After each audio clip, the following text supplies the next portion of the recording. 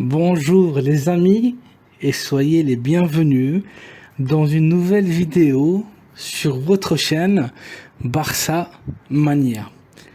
Barça Mania est votre chaîne qui vous maintient informé sur toute l'actualité du plus grand club au monde, le FC Barcelone. Aujourd'hui, il y a plusieurs news dont je voudrais vous parler et analyser ensemble. Tout d'abord, on a eu la confirmation du président du Barça, Joan Laporta, pour activer avec succès un quatrième levier financier en vendant les derniers 25% des droits de Barça Studios pour un montant de 100 millions d'euros à l'entreprise polonaise GDA Luma.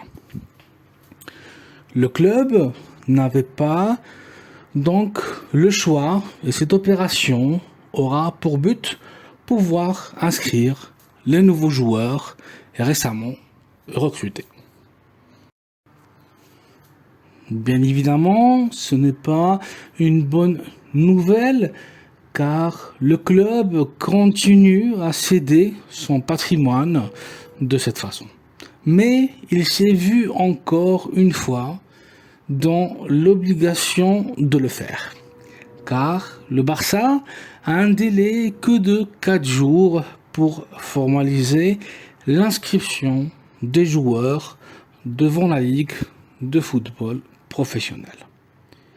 La Ligue, d'ailleurs, à travers son président Javier Tebas, n'a pas encore donné sa confirmation et son feu vert concernant l'étude des documents et des contrats transmis par le Barça.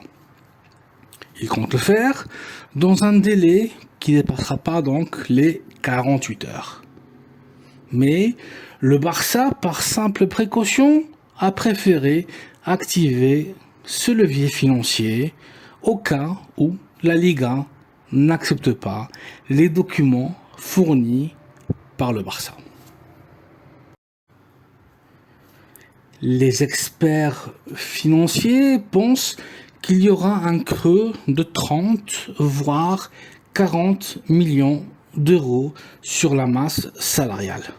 Donc, même devant ce scénario fort pessimiste, le Barça est complètement couvert et a donc fait les devoirs et préféré être prudent en activant ce quatrième et dernier levier financier. Le Barça bouge très vite et continue d'avancer avec certains joueurs en leur proposant des remises salariales afin d'assurer la bonne santé du club et l'inscription de tous ces joueurs. Aujourd'hui, on a appris que non seulement le contrat de Frenkie de Jong devra être annulé et refait, sinon aussi les contrats du goal allemand Marc-André ter Stegen, du défenseur central français Clément Lenglet et celui du second capitaine de l'équipe, l'international espagnol Gerard Piqué. Selon le club, ces contrats présentent des indices de criminalité et si ces contrats ne sont pas annulés et refaits, et si les joueurs ne revoient pas leur salaire à la baisse, le club n'aura pas le choix et devra soit les vendre, soit d'aller aux tribunaux pour dénoncer l'illégalité de ces contrats. Et surtout, poursuivre en justice le coupable de toute cette dramatique situation, l'ex-président Josep Maria Bartomeu. Pour rappel, Bartomeu aurait proposé ces contrats aux joueurs une semaine avant qu'il ne quitte la présidence du FC Barcelone. Bien évidemment, il savait qu'il allait partir et les actuels dirigeants pensent qu'il a fait tout ça, qu'il a agi avec préméditation et mauvaise foi. Tout ça dans le but de nuire les dirigeants actuels. Le club, donc, pense très sérieusement, preuve en main, de poursuivre légalement Bartomeu qui serait accusé d'administration déloyale. Un vrai scandale. Néanmoins, Joan Laporta est convaincu qu'il pourra inscrire tous les joueurs et a voulu rassurer tous les supporters. Dans ce sens, ce matin, il y a eu une nouvelle réunion aux installations du Barça entre les dirigeants du club et les capitaines de la première équipe, Sergio Busquets et Gerard Piqué. Dans cette réunion, tous les joueurs ont confirmé qu'ils allaient revoir leur salaire à la baisse pour le bien des finances du club. En tant que joueurs de l'école, des joueurs made in La Masia, leur implication et leur amour pour le Barça sont indiscutables. D'ailleurs, dans cette réunion, le Barça a proposé à Sergio Busquets une année supplémentaire sur son contrat actuel. On attend donc la réponse du joueur avant ce samedi pour la rédaction de son contrat et son inscription dans la Ligue. En principe, Bouzid avait en tête de jouer une dernière saison au Barça, donc celle-ci, et tenter l'aventure américaine en Major League Soccer, MLS, avec l'équipe de l'Inter de Miami de David Beckham. L'idée de Sergio Busquets était donc de se retrouver là-bas avec ses grands amis Lionel Messi et le Chihuahua Luis Suarez. Si Busquets finalement prolonge son contrat pour une saison supplémentaire, ça sera un grand indice et pratiquement la preuve que Messi reviendra au Barça. En attendant donc le retour de la Pulga Messi, le Barça doit d'abord finir de confectionner l'équipe et inscrire tous les joueurs. La Liga, à travers son président, Javier Tebas, se montre toujours inflexible. Ce qui est extrêmement étonnant car il est de l'intérêt de la Liga aussi d'avoir un Barça fort et compétitif, ce qui permettra d'augmenter les droits de transmission des matchs, ainsi que d'améliorer le marketing et permettre à nouveau au Barça de conquérir des trophées européens, ce qui est bien évidemment une énorme publicité et promotion pour la Liga. On ne comprend toujours pas pourquoi Javier Tebas met les bâtons dans les roues au Barça pratiquement chaque fois et n'aide jamais l'équipe catalane. On voudrait que le Barça soit traité d'égal à égal comme toutes les autres équipes de la première division. Une autre grande nouvelle de la journée est que le Barça est sur le point d'officialiser la cession de l'international espagnol, le milieu de terrain de l'école, Nico González. Nico serait donc prêté à Valence, équipe de première division de la Ligue espagnole. Le joueur est d'accord pour la cession. L'accord est total entre joueurs et Valence et aussi au niveau des clubs. Valence prendra en charge 80% du salaire du joueur.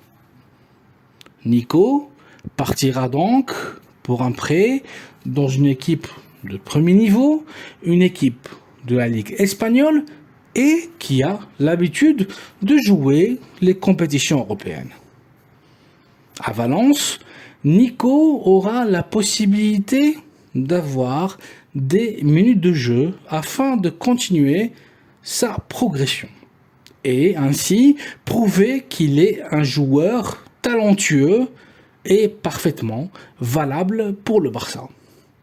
Il pourra montrer à l'équipe tchèque tout son potentiel et sa qualité. À Valence, Nico sera titulaire, indiscutable, et pourra jouer donc avec beaucoup plus de régularité qu'au Barça. D'ailleurs, le club entraîné par Gattuso serait aussi intéressé par la cession du talentueux international marocain Abdé. Il y a quelques jours, sur cette chaîne, on vous avait annoncé que Xavi avait un grand dilemme entre s'y garder Nico ou bien le bosniaque Miralem Pjanic. Et qu'un seul d'entre eux devait rester. Et l'entraîneur a fait donc son choix. La cession de Nico à Valence sera donc un prêt sans option d'achat pour Valence. Ça sera un prêt pour une saison amplifiable à une seconde si Valence et le joueur le décident et le Barça, bien évidemment, donne son accord final. Encore une fois, la cession est un prêt sans option d'achat, car l'idée du Barça, c'est que Nico trouve les minutes de jeu dont il a besoin pour grandir et qu'il n'a pas au Barça aujourd'hui. Et plus tard, revenir au club catalan une fois, soit le capitaine Sergio Busquets, soit Miralem Pjanic auront libéré l'une des nombreuses places au milieu de terrain coulé. D'ailleurs, le Barça voudrait, dans les prochains jours, renouveler le contrat du canterano Nico González.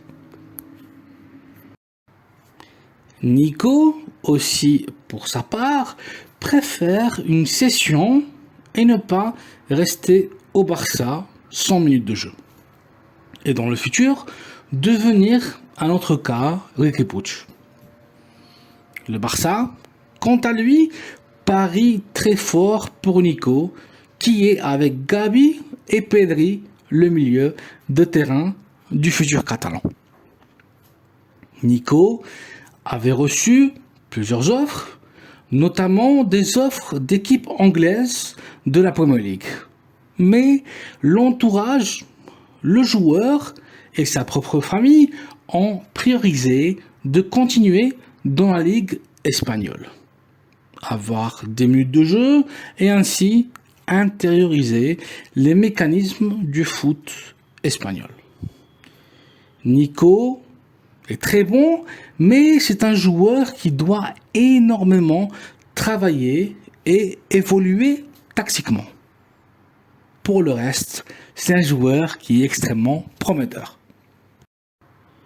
On a appris notamment que dans les dernières heures, une nouvelle équipe espagnole était fortement intéressée par la cession du joueur de l'école.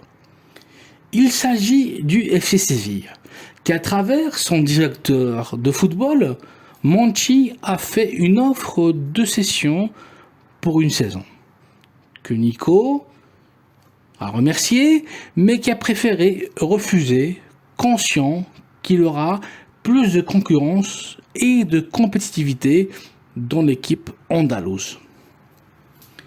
Les relations institutionnelles, quant à elles, entre le Barça et le FC Séville sont excellentes. Mais pour cette opération, Nico a préféré l'équipe tchèque Valence. D'ailleurs, la cession de Nico n'aurait pas été possible sans l'intervention et l'intermédiation de Matteo Alemany, directeur sportif du Barça, qui a été déterminant vu ses bonnes relations avec Valence. Il faut rappeler que Matteo Alemany, avant d'être directeur sportif du Barça, il était aussi à Valence et qu'il garde une excellente relation avec l'homme fort de Valence, son président Peter Lim. Finalement, je voulais vous apporter quelques informations importantes et rapides qui ont eu lieu aujourd'hui. D'une part, Jordi Cruyff a renouvelé son contrat et continuera à faire équipe avec Matteo Alemany en tant que responsable sportif et le joueur de l'école, Alex Collado, comme on vous a avancé sur cette chaîne, qui avait demandé à Xavi d'être prêté, car il n'aura pas de minutes de jeu cette saison, a reçu des offres intéressantes de cession de la part de plusieurs équipes. Donc, d'une part, le Celtic de Glasgow, l'Olympiakos grec, et des équipes espagnoles, notamment le Betis de Séville, Girona et Granada. Le joueur maintenant a jusqu'à la fin du mois quelques jours pour réfléchir et prendre une décision. Affaire à suivre. Et comme on vous avait avancé sur une antérieure vidéo, Memphis Depay est toujours en négociation avec la Juventus de Turin. Le joueur insiste pour avoir sa carte de liberté et signer librement à la Juventus de Turin.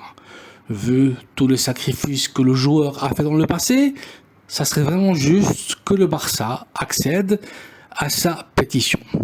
On a donc appris que dans les dernières heures, l'intérêt de la Juventus s'est refroidi parce que la Juve n'accepte pas le salaire que Memphis Depay demande. Donc, le transfert de l'international hollandais est congelé. Et enfin, une énorme nouvelle qui est en train de se confirmer et qu'on vous avait avancé aussi lors d'une vidéo passée, c'est le transfert imminent entre le Barça et Manchester City pour recruter l'international portugais, le milieu de terrain Bernardo Silva, qui avec Kevin De Bruyne est l'autre joueur extrêmement talentueux du milieu de terrain de Manchester City. Le Barça qui vient d'activer aujourd'hui un quatrième levier financier, se sent fort et enfin prêt pour assumer cette opération. L'accord avec Bernardo Silva est total. John Laporta, à travers l'agent du joueur, ami intime de Laporta, Jorge Mendes, a convaincu le joueur qui rêve depuis son enfance de jouer au Barça.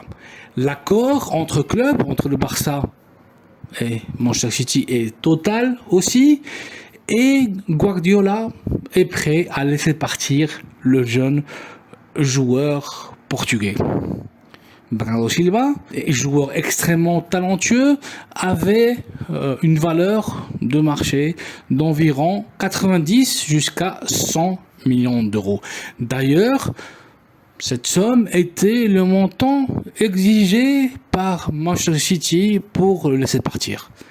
Mais l'excellent travail de Matteo Alemany et de Jordi Cruyff, et ainsi que du président Laporta, dans l'intermédiation avec Monsieur Mendes, avec Jorge Mendes, a réussi, tous ces gens donc ont réussi que l'opération soit enfin pratiquement bouclée pour un montant entre 50 et 60 millions d'euros.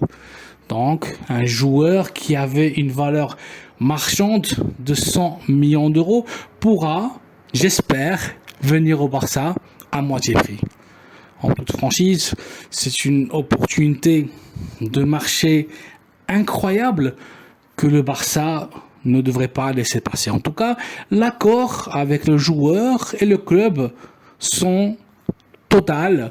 Donc c'est juste une question de temps. Le Barça, maintenant, préfère que, avant de recruter Bernardo Silva, laisser donc Frenkie de Jong partir et quitter le Barça à destination donc soit de Chelsea soit de Manchester United. Mais le problème aujourd'hui, c'est que Frenkie veut uniquement rester au Barça.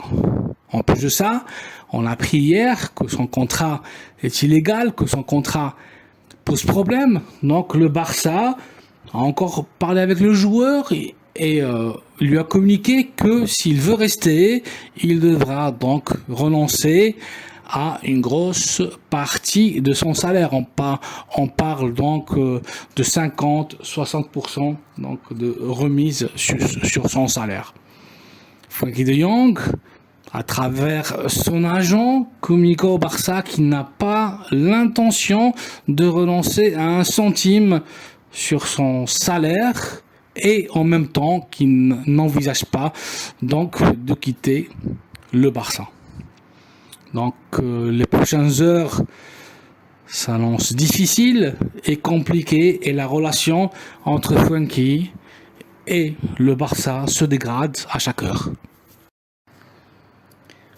Voici donc les amis toute l'actualité du Barça d'aujourd'hui. Merci d'avoir vu cette vidéo. Merci de la liker et vous abonner à la chaîne Barça Mania afin d'être toujours informé et être à jour de toute l'actualité du Barça. Je vous souhaite une très bonne journée. À très bientôt dans une nouvelle vidéo. Visca el Barça.